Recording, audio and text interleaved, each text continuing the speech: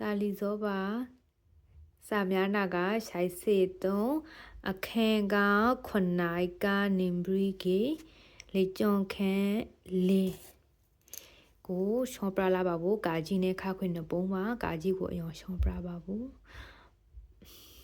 ဗမာစကားနဲ့ရှောင်းပလိုက်ပါမယ်ဒီမှာစာမျက်နှာ83ကအခန်းခုနှစ်မှာနံပါတ်4ကဗာပြောထားလေးဆိုတော့ဥတုံငင်းစတကန်ရှိဒေါ xy ဒို e ပမာဏနဲ့ပင်စကန်ရှိဒေါ z e ပမာဏကိုတွေ့ပြီးတော့ရှာပါဆိုပြီးတော့ပြောထားပါတယ်နံပါတ်4ကကြီးမှာကြတော့ဒီမှာပေးထားတဲ့ပုံကစတကန်ဥတုံငင်းစတကန်ဖြစ်တဲ့အတွက်ဒီမှာပါတဲ့ h ထောင်းနဲ့ y ထောင်းရဲ့တန်ဖိုးရှာမယ်နံပါတ်ခခွေကကြတော့ပင်စကန်ဥတုပစ္စငယ်ဖြစ်တဲ့အတွက်ဘာကိုရှာမလဲဆိုတော့ဒေါက်ဆက်ဒီမှာပေးထားတဲ့ဒေါက်ဆက်ကိုရှာပါတဲ့ရှာမယ်ဆိုရင်ဘယ်လိုရှာမှာလဲဆိုတော့တွက်ပြီးတော့ရှာမယ်တဲ့အခန်းခုနှစ်မှာဒီအပုတ်တွေကကြတော့နည်းနည်းအေးလေးခတ်တယ်လို့အရေးလေးကြည့်တဲ့အပုတ်ထဲမှာပါပါတယ်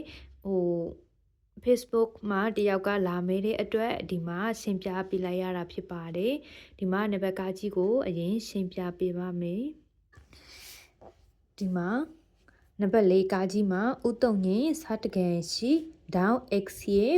ဒေါ y ရေကိုမေးထားတဲ့အတွက်ဒေါ x ညီမျှချင်း question mark ဒေါ y ညီမျှချင်း question mark ဆိုပြီးတော့ရေးလိုက်တယ်ရေးပြီးတော့မှပုံဆွဲခိုင်းရင်လည်းဆွဲမယ်ပုံမဆွဲခိုင်းရင်လည်း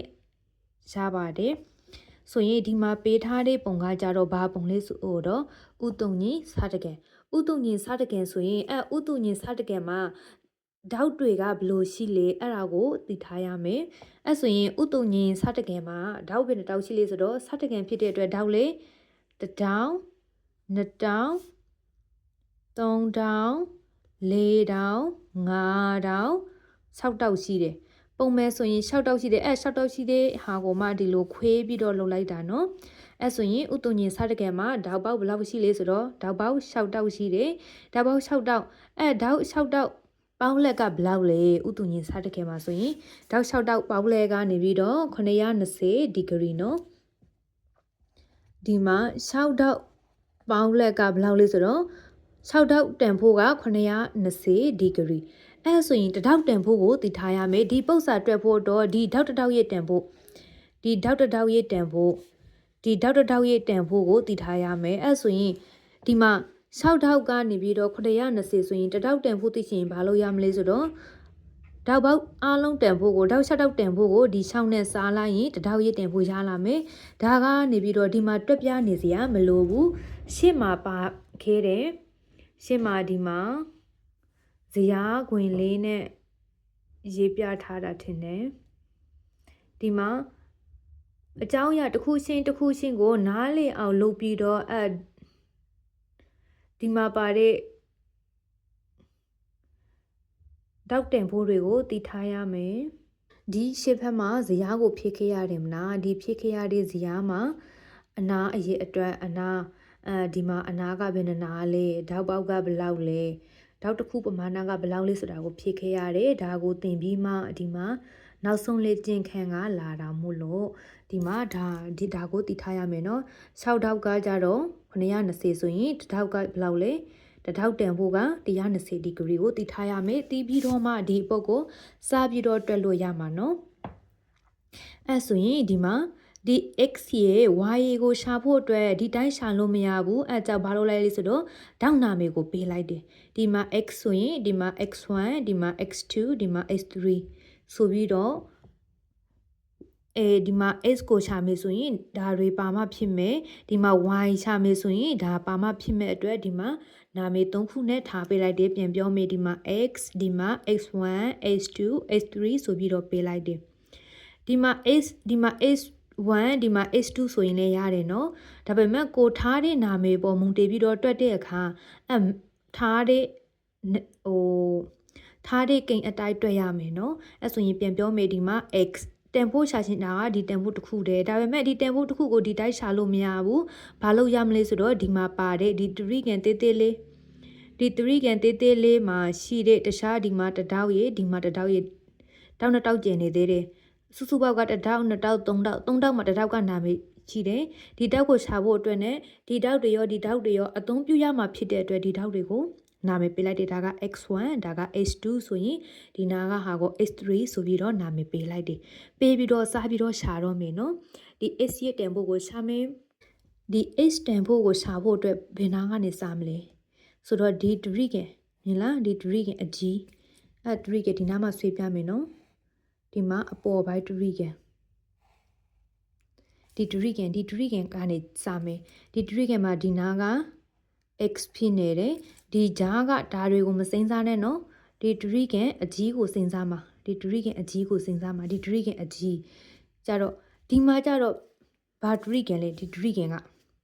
ဒီမှာဒီဒရိကန်နော်ဒီဒရိကန်ဘာဒရိကန်လေးဆိုတော့ဒီမှာဒီအနားနဲ့ဒီအနားနဲ့အနားနာညင်တဲ့ဒရိကန်ဒီမှာအနားနာညင်တဲ့ဒရိကန်မို့လို့ဒီမှာ x ဆိုရင်ဒီမှာရတဲ့တန်ဖိုးနဲ့နနာညင်တဲ့ဒရိကန်မှာဆိုရင်နနာညင်ရင်ဘာညင်လဲဆိုတော့2000ညင်တယ်ဒီမှာနနာညင်ရင်ဘာညင်မှာလဲဆိုတော့2000ညင်မယ်ဒီ x ရဲ့ဒီနာကဒေါက်လေးကတူမယ်နော်နနာညင်ဒရိကန်ဖြစ်တဲ့အတွက်နနာညင်ရင်2000ညင်မယ်ဒီ x နဲ့ဒီမှာနာမည်မရှိဘယ်နဲ့နာမည်ပေးထားတဲ့ဒီဒေါက်လေးနဲ့တန်ဖို့တူတယ်ဟုတ်လားအဲ့ဆိုရင်ဒီတောက်လာမယ်ဒီတောက်ကဘာပြောခဲ့လဲခုနတုန်းကဒီမှာ1တောက်2တောက်3တောက်4တောက်5တောက်6တောက်ရှိတယ်ဥတုညင်စတဲ့ကဲမှာ6တောက်ရှိတယ်6တောက်ပေါက်ကဘယ်လောက်လဲဆိုတော့920ဒီဂရီအဲ့ဆိုရင်တတောက်ရဲ့တန်ဖိုးကဘယ်လောက်လဲဆိုတော့120ဒီဂရီအဲ့ဆိုရင်ဒီတစ်ခုရဲ့တန်ဖိုးကဘယ်လောက်လဲဒီတစ်ခုရဲ့တန်ဖိုးကဘယ်လောက်လဲ120ဒီဂရီအဲ့ဆိုရင်ဒီမှာ1တောက်2တောက်3တောက်မှာ1တောက်တန်ဖိုးသိတယ်ဒီ x တန်ဖိုးမသိဘူး x တန်ဖိုးနဲ့ဒီတန်ဖိုးလည်းမသိဘူးအဲ့ဆိုရင်ဒီ x နဲ့ဒီရဲ့တန်ဖိုးနဲ့ဘာဖြစ်လဲဆိုတော့တူတယ်ဒါ x ဆိုရင်ဒါလေ x ပဲဒီတန်ဖိုးက20ဆိုရင်ဒီတန်ဖိုးလေး20ပဲအဲ့ဆိုရင်သူတို့နှစ်ခုမတူနေဘူးလားတူနေတယ်နော်ဘာဖြစ်လို့လဲဒီနာနာညင်တယ်ညင်တဲ့အတွက်2တောက်ကညင်တာအဲ့ဒါကိုအခြေခံပြီးတော့ဒီမှာခြာမယ် x တန်ဖိုးလို့ချင်းရင်180ဒီဂရီတဲ့ဒီမှာဒရိကန်ဖြစ်တဲ့အတွက်ဒီမှာဒရိကန်ဖြစ်တဲ့အတွက်ဒရိကန်တစ်ခုမှာအတွင်းထောက်3ခုပေါင်းရင်ဘယ်လောက်လဲဆိုတော့180ဒီဂရီအဲ့180ဒီဂရီထေးကဘာကိုနှုတ်မှလဲဆိုတော့ဒီမှာတန်ဖိုးသိနေတယ်120ဒီဂရီကိုနှုတ်လိုက်မယ်120ဒီဂရီကိုနှုတ်လိုက်ပြီးတော့မှဒီ x တန်ဖိုးနဲ့ဒီတန်ဖိုးနဲ့တူတယ်နနာညင်တဲ့အတွက်2တောက်တူတယ်အဲကြောင့်2တောက်တူတယ်2တောက်ဖြစ်တဲ့အတွက်ဘာနဲ့စားလိုက်လဲဆိုတော့ဒီမှာနစ်နဲ့စားတယ်နှုတ်တောင်မဟုတ်ဘူးเนาะနစ်နဲ့စားရမယ်အဲဆိုရင်ဘာဖြစ်မှလဲဆိုတော့ဒီဖက် x တခုရဲ့တန်ဖိုးကိုရမှာပြန်ပြောမယ်ဒီဒရိကန်ကဘာလဲဆိုတော့နနာညင်ဒရိကန်ဖြစ်တဲ့အတွက်နနာညင်ရင်2000ညင်တယ်2000ညင်တယ်ဒီတန်ဖိုးကဥတုညင်ပစ္စကဥတုညင်စတကယ်မှာတတောက်တန်ဖိုးက120ဆိုတော့ဒီဒရိကန်မှာတောက်3တောက်ပေါက်လိုက်က180ဒီဂရီအထေကဒီတတောက်တန်ဖိုး120ဒီဂရီကိုနှုတ်တယ်ဒီမှာကြတော့မသိတာကနှစ်ခုဖြစ်နေတယ်နှစ်ခုမှာဒီတန်ဖိုးနှစ်ခုကအဖြေကအတူတူပဲဘာဖြစ်လို့လဲဆိုတော့နနာညင်တဲ့အတွက်တောက်တူလို့အဲကြောင့်နှစ်ခုဖြစ်နေတဲ့အတွက်ဘာနဲ့စားလိုက်လဲဆိုတော့တစ်ခုတန်ဖိုးပဲလို့ရှင်တာအဲကြောင့်ဖြစ်နေတာကနှစ်ခုဖြစ်နေတယ်အဲကြောင့်ဘာနဲ့စားရတာလဲဆိုတော့နှစ်နဲ့စားလိုက်တာဒီမှာဘာဖြစ်လဲဥတုညင်စတငယ်ဤအနာနနာတိတူညင်နေအနာနနာတူညင်တဲ့အတွက်ဒီပုံစံချရတာနော်အဲဆိုရင်180ထေက120ဒီဂရီကိုနှုတ်လိုက်ရင်ဘယ်လောက်ကျန်လဲဆိုတော့60ကျန်တယ်60ကိုဒီမှာဘာလုပ်လဲဆိုတော့နှစ်နဲ့စားလိုက်တယ်စားလိုက်တဲ့အခါကျတော့ဘာရလဲဆိုတော့နှစ်3လီ6နှစ်3ညလီ3ညဆိုတော့ x တန်ဖိုးကဘယ်လောက်ရသွားလဲဆိုတော့30ဒီဂရီရသွားတယ်ဘယ်လောက်ရသွားလဲ30ဒီဂရီရသွားတယ်အဲ့ဆိုရင်ဒီတန်ဖိုးရပြီဒီ x တန်ဖိုးရပြီဆိုရင်ဒီ y ချဖို့အတွက်အရင်ဆုံးဒီနှစ်ခုတန်ဖိုးကိုသိရမယ်ဒီနှစ်ခုတန်ဖိုးသိရမယ်ဆိုတော့ဒီဒရိကန်တေးသေးလေးကြည့်မယ်ဒီဒရိကန်တေးသေးလေးဒီမှာဒီ x တည်ထားပြီးဒီဒရိကန်တေးသေးလေးမှာလဲဘာဖြစ်လဲဆိုတော့ဒီအနာနနာကညင်တယ်အဲကြောင့်နနာညင်ရင်ဘာဖြစ်မှာလဲဆိုတော့2000ညင်မယ် x တန်ဖိုးရေဒီနားမှာနာမည်ပေးထားတဲ့ x1 တန်ဖိုးရေကဘာဖြစ်သွားမှာလဲဆိုတော့ တူသွားမယ်အဲကြောင့်ဘာရေးလဲဆိုတော့ x1 တန်ဖိုးလေ30 degree x တန်ဖိုး30 x တန်ဖိုးက30ဖြစ်တဲ့အတွက်ဒီမှာနနာညီတဲ့အတွက်နှစ်တောက်ညီတာဖြစ်တဲ့အတွက်ဒီမှာ x1 လေးဘာဖြစ်သွားလဲဆိုတော့30 degree ဖြစ်သွားတယ်30 degree ဖြစ်သွားတယ်အဲ့ဆိုရင်ဘာတန်ဖိုးပဲကျန်တာလဲဆိုတော့ဒီမှာ h2 တန်ဖိုးပဲကျန်ပြီ h2 တန်ဖိုးပဲရှာဖို့ကျန်ပြီအဲ့ဆိုရင်ဒီတရိခဲမှာအတွင်းတော့သုံးခုပေါက်လက်ကဘယ်လောက်လဲ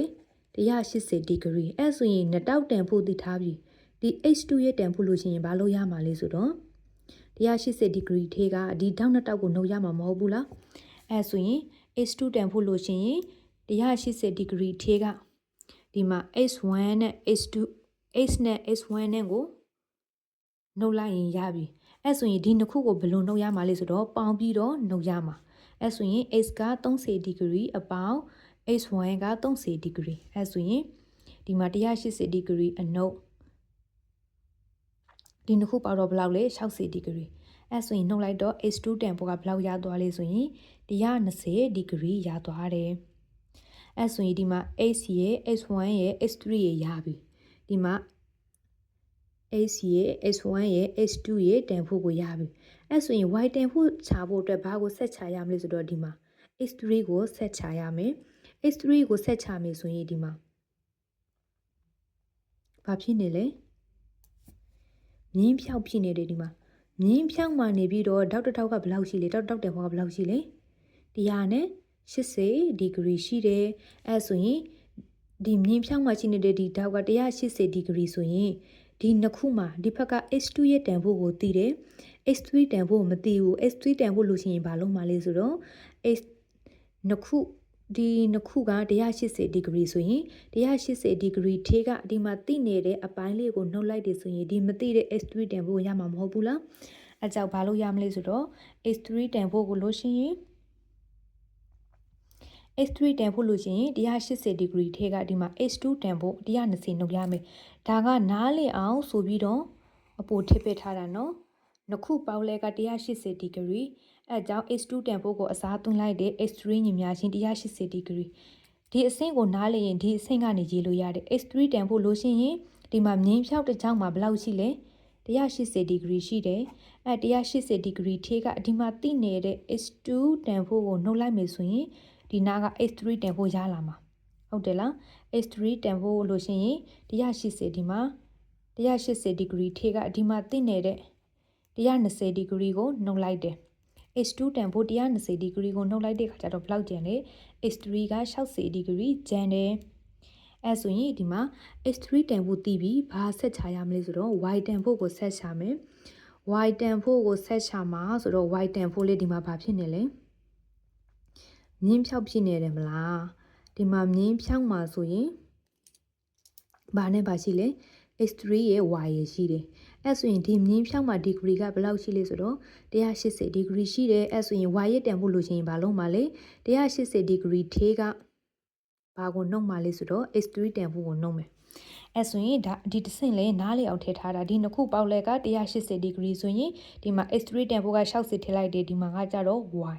အဲ့ဆိုရင် y တန်ဖို့လို့ရှိရင်ဘာလို့ရမှာလဲဒီမှာမြင်းဖြောက်ဖြစ်နေတယ်မလားအဲ့မြင်းဖြောက်မှာဘယ်လောက်ရှိလဲ180 degree ရှိတယ်180 degree ထေးကဒီမှာ h2 ရဲ့တန်ဖို့h3 ရဲ့တန်ဖို့60 degree ကိုနှုတ်လိုက်တယ်ဆိုရင်ဘာတန်ဖို့ရလဲဆိုတော့ y ရဲ့တန်ဖို့ကိုရတယ်အဲ့ဆိုရင် x က30 degree y က120 degree နားလေမလားမသိဘူးနားမလည်ရင်လည်းပြန်ပြောလို့ရပါတယ်ဒီအဆင့်ကတော့နားလည်ရင်မထည့်လို့ရပါတယ်နားလည်ရင်မထည့်လို့ရပါတယ်နားလည်ရင်မထည့်လို့ရပါတယ်ဒီမှာမြင်းဖြောက်တစ်ကြောင်းမှာ180 degree ရှိတဲ့အတွက်အမှ h3 ရဲ့တန်ဖို့လို့ရှိရင်180 degree ထေးက h2 တန်ဖို့120ကိုနှုတ်လိုက်တာဒီမှာလေ y တန်ဖို့လို့ရှိရင်ဒီမှာဒီနားမှာ y ရှိနေတာမလားဒီနားမှာ